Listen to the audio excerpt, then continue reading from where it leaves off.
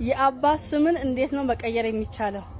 እንዴት አደራችሁ? ጠበቃና የህግ አማካሪ ሲናን ግርማ ነኝ።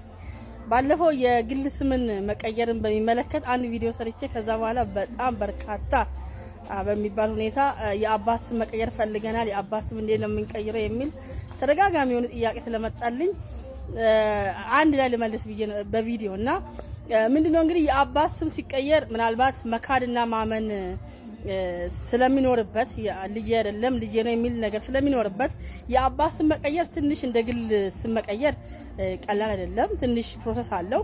እሱ ምንድነው መጀመሪያ የአባት ስም ለመቀየር ስንፈልግ ለምሳሌ በአጎት ስም ስንጠራ ቆይተን በአያት ስም በወንድም ስም ስንጠራ ቆይተን ግን የሆነ ቀን ላይ የአባት ስም መቀየር ከፈለግን መጀመሪያ የምናደርገው ምንድነው ልጅነትን ነው የምናረጋግጠው። ልጅነትን ስልጣን ባለው ፍርድ ቤት ሄደን እናረጋግጣለን። ለምሳሌ ስልጣን ያለው ፍርድ ቤት በአዲስ አበባ ደረጃ ከሆነ የፌደራል ፍርድ ቤት ነው።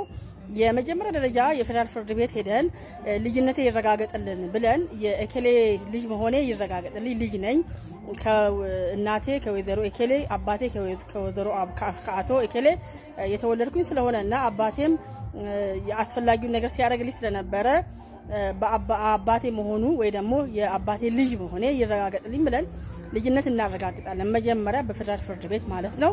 አመልካች እኛ ነን። ተጠሪን ደግሞ አባት በህይወት ካለ አባት እናረጋለን ተጠሪን፣ አባት በህይወት ከሌለ ደግሞ እናት እናረጋለን ተጠሪን ማለት ነው። ሁለቱም ከሌሉ ተጠሪ ያው አይኖርም ማለት ነው። ግን ምስክር ያስፈልገናል። በሁለቱም አባት ቢኖርም እናትም አባት ሁለቱም ቢኖሩም ባይኖሩም ምስክር ያስፈልጋል በፌደራል ፍርድ ቤት ማለት ነው። ከዛ በኋላ ይሄን ካረጋገጥን በኋላ ልጅነት ካረጋገጥን በኋላ ምን እናደርጋለን? በአዲስ አበባ ደረጃ ነው እያልኩ ያለሁት፣ ወደ ከተማ ነክ ፍርድ ቤቱ እንሄዳለን ማለት ነው።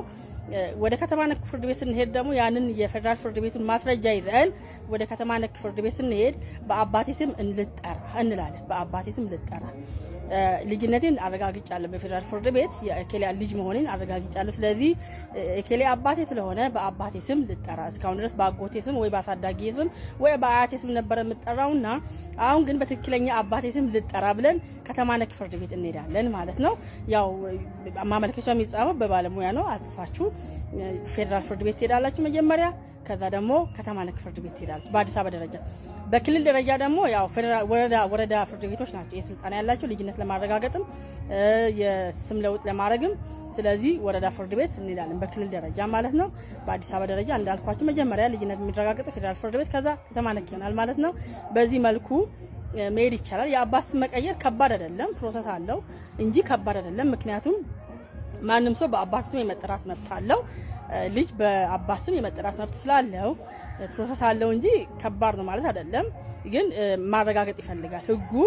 ይሄ ልጅ የመካድ እንዳልኳችሁ መካድ ማመን ስላለበት ያን ማረጋገጥ ስለሚፈልግ ነው እንጂ ቀላል ነው፣ ከባድ አይደለም። ስለዚህ የአባት ስምን ማስተካከል ይቻላል ማለት ነው። አመሰግናለሁ። ደህና ዋሉ። የአንቀጽ ቁጥሩ ልጅነት የሚረጋገጥበት የአንቀጽ ቁጥሩ ኮሜንት ስራ አለ ማየት ይቻላል። ደህና ዋሉ። አመሰግናለሁ።